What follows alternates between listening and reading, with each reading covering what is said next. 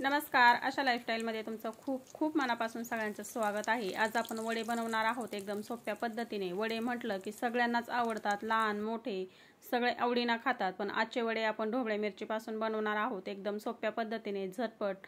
ढोबळी मिरची ज्यांना आवडत नाही ते सुद्धा हे वडे आवडीने खातील। चला तर व्हिडिओला सुरुवात करूया। व्हिडिओ शेवटपर्यंत नक्की बघा आणि ढोबळी मिरचीचे वडे कशा पद्धतीने बनवायचे ते बघूया। तर ढोबळी मिरचीचे वडे बनवण्यासाठी सगळ्यात अगोदर आपण इथे बेसन पीठ घेतलेलं आहे। एक बाउलमध्ये 1 कप बेसन पीठ घेतलंय। बेसन पीठ मी इथे चाळून घेतलेलं आहे। याच्यामध्ये आपण आता ओवा घालून घेऊया। ओवा चुरगळून घेतलेला आहे, आपण हातावरती कुस्करून घेतलाय। याच्यामध्ये आपण हळद पावडर घालून घेतली, चवीनुसार मीठ घातलं, लाल तिखट घालून घेतलं आणि चिमूटभर याच्यामध्ये आपण खायचा सोडा घालून घेतलेला आहे। आता चमच्याने एकत्र करून घेऊया आणि याच्यामध्ये थोडं थोडं करत पाणी घालून याचे एक पातळ असं मिश्रण तयार करून घ्यायचे। जास्त पातळही नाही आणि जास्त घट्टही नाही, मिरचीवरती कोटिंग होईल अशा पद्धतीचं आपल्याला इथे मिश्रण तयार करून घ्यायचे। हे मिरचीचे वडे खूपच छान लागतात खाण्यासाठी। तुम्ही पावासोबत खाऊ शकता किंवा चपातीसोबत सुद्धा हे आवडीने खाऊ शकता। एकदम सोप्या पद्धतीने झटपट देखील होतात आणि काहीतरी वेगळं खाण्यामध्ये अशा पद्धतीचे आपण इथे आज वडे बनवणार आहोत। तर बघा, याच्यामध्ये मी थोडं थोडं करत पाणी घालून घेतले आणि याचं पातळ मिश्रण करून घेऊया। सुरुवातीला थोडंसं पाणी घालायचं म्हणजे पिठाच्या गाठी होणार नाही आणि नंतर आपल्याला चमच्याने हे मिक्स करून घ्यायचे। तुम्ही इथे मिक्सर सुद्धा घेऊ शकता आणि त्याने सुद्धा मिक्स करून घेऊ शकता। तर बघा, अशा पद्धतीचं आपण इथे मिश्रण तयार करून घेतलंय पिठाचं। आता हे साईडला ठेवूया। इथे मी 7 ते 8 ढोबळी मिरची घेतलेली आहे। अगोदर स्वच्छ धुवून घेतली, कोरडी करून घेतलेली आहे। तर ही 1 दिवस फ्रीजमध्ये ठेवली होती, त्याच्यामुळे हलकीशी सुकलेली आहे। आता ही स्वच्छ धुवून घेतली, कोरडी करून घेतल्यानंतर आपल्याला देठाचा भाग न कापता दुसऱ्या साईडने कापून घ्यायचं, म्हणजे याच्यामध्ये आपल्याला वडे बनवण्यासाठी जी चटणी बनवून घ्यायची ती घालून घेता येईल। आता हे हलकसं मोकळी करून घ्यायची, म्हणजे याच्यामधल्या बिया काढून घ्यायच्या। याच्यामधल्या बिया जास्त तिखट नसतात, ह्या अशा जरी ठेवल्या तरी पण काहीच हरकत नाही। पण मी थोड्याशा आता इथे काढून घेते, म्हणजे आपण याच्यामध्ये चटणी भरायला व्यवस्थित असं सोपं जाईल, चटणी पण भरता येईल।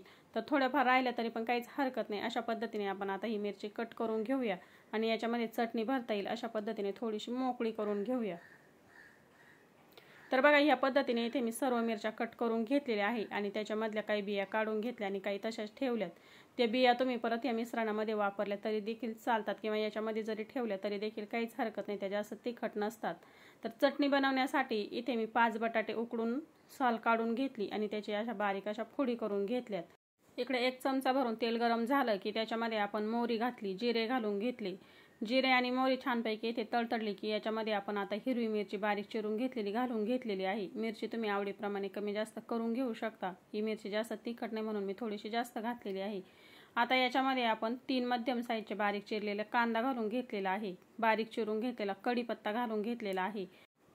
तर आता हे सर्व आपण एकत्र करून घेऊया। मध्यम गॅस ठेवलेला आहे, मध्यम गॅसवरती कांदा आणि याच्यामध्ये घालून घेतलेली जिन्नस व्यवस्थित अशी परतवून घ्यायची। तर बघा, हे एकत्र करून झालंय। आता मस्त असा कांदा मऊसूत झालेला आहे, जास्त लालसर करायची आवश्यकता नाही। मऊ झाला की आता आपण याच्यामध्ये चिमूटभर हिंग घालून घेतलेला आहे आणि याच्यामध्ये काही मसाले देखील घालून घेऊया। तर हळद पावडर घालून घेतली पाव चमचा आणि याच्यामध्ये आपण चवीनुसार मीठ घालून घेऊया। आपण बेसन पिठाचं जे मिश्रण बनवून घेतलंय ते सुद्धा त्याच्यामध्ये सुद्धा आपण मीठ घालून घेतलेलं आहे। तर इथे पण आपण मीठ घालून घेतलेलं आहे, धना पावडर घालून घेतलेली आहे, हळद पावडर आणि हिंग हे सर्व जिन्नस आपण आता कांद्यासोबत एकत्र करून घेऊया। तर बघा, इथे मी हे एकत्र करून घेतलंय। गॅस मी आता कमी केलेला आहे, म्हणजे याच्यामध्ये घालून घेतलेले मसाले अजिबात इथे कढईला चिकटणार नाही। एकत्र करून झालं की आता याच्यामध्ये आपण लाल तिखट घालून घेऊया। तर तिखट तुम्ही आवडीप्रमाणे कमी जास्त करू शकता। याच्यामध्ये आपण हिरवी मिरची सुद्धा घातलेली आहे। तर 1 चमचा आता आपण याच्यामध्ये लाल तिखट घालून घेतलेला आहे, ते सुद्धा एकत्र करून घेऊया। याच्यामध्ये मी आता बारीक चिरून घेतलेली कोथिंबीर घालून घेते, ती सुद्धा एकत्र करून घेऊया। मस्त खमंग अशी ही चटणी तयार केली की वडे खूप छान लागतात।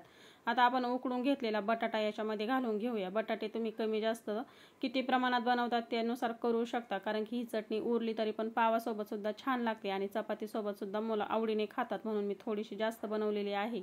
कारण की आपले वडे बनवून ही चटणी जर शिल्लक राहिली तर मुलांना पावासोबत किंवा चपातीसोबत सुद्धा ही चटणी खाता येईल। आता हे व्यवस्थित असं एकत्र करून घेतलेलं आहे। आता आपण 3 ते 4 मिनिटांसाठी व्यवस्थित अशी चटणी परतवून घेऊया मध्यम गॅसवरती। आता याच्यामध्ये अजून आपण बारीक चिरून घेतलेली कोथिंबीर घालून घेतलेली आहे। कोथिंबीर घालून घेतल्यानंतर पुन्हा हे एकत्र करून घेतलंय आणि कमी गॅसवरती आता आपण 4 ते 5 मिनिटांसाठी व्यवस्थित असं हे परतवून घेऊया। तर बघा, 4-5 मिनिटं झालेली आहे। चटणी आपली मस्तपैकी इथे परतून झालेली आहे। आता गॅस बंद करूया आणि चटणी थंड करून घेऊया।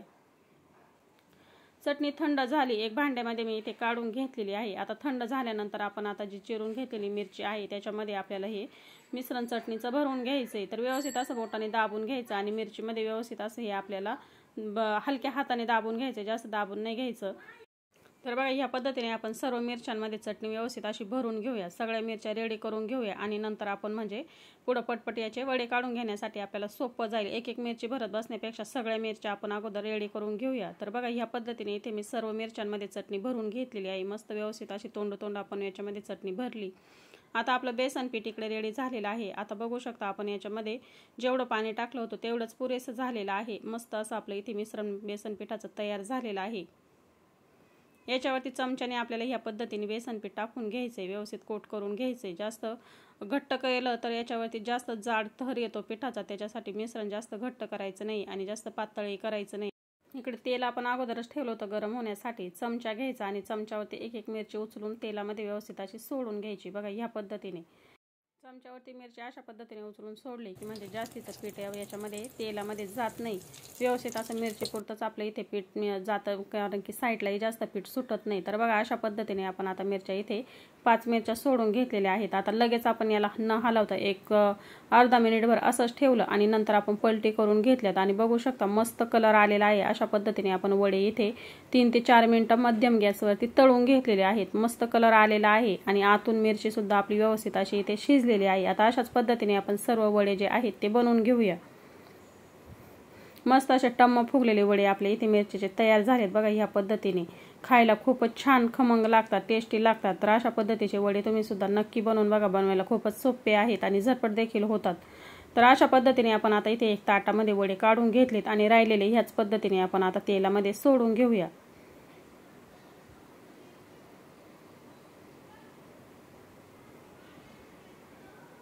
तर बघा ह्याच पद्धतीने आता राहिलेले सुद्धा मी तेलामध्ये सोडून घेतलेले आहेत आणि ते देखील आपण छानपैकी इथे तळून घेऊया।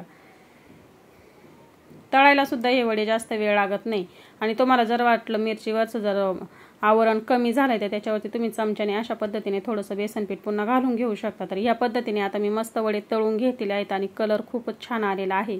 असे वडे नक्की बनवून बघा आणि आजचा व्हिडिओ कसा वाटला मला कमेंटमध्ये नक्की सांगा। तुम्हाला जर हा व्हिडिओ आवडला असला तर व्हिडिओला लाईक करा, शेअर करा आणि आशा लाईफस्टाईल चॅनलला जर तुम्ही अजून सबस्क्राईब केलं नसेल तर प्लीज सबस्क्राईब करा। शेजारी बेल आयकॉनचं बटन आहे ते क्लिक करा, म्हणजे मी अपलोड केलेले व्हिडिओ तुम्हाला लगेच बघायला भेटतील।